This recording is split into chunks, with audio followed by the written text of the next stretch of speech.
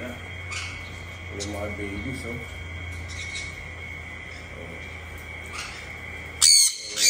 Matrain sila sa tamang pagkain.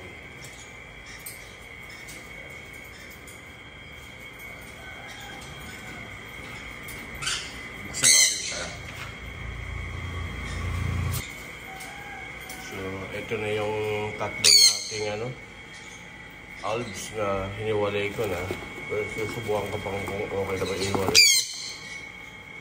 Pero siya, parang pinapabayaan ng nanay nila.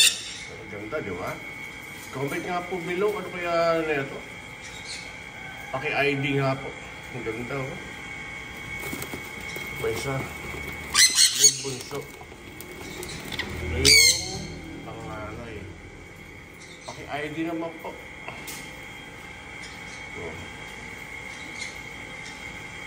di pa marunong masyadong mag-ID. Pag-baby pa lang. Ito yung isa naman. Ito yung pangalawang anak. Ayan yung pagitan ng bunso sa panganay. Ayan, oh. Hello. Hi. So, yan siya. Masanay na sila. So, yan po ang ating alaga. So, ang gaganda.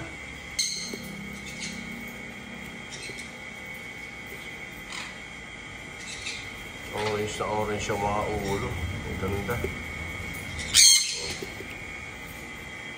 Ayun sila.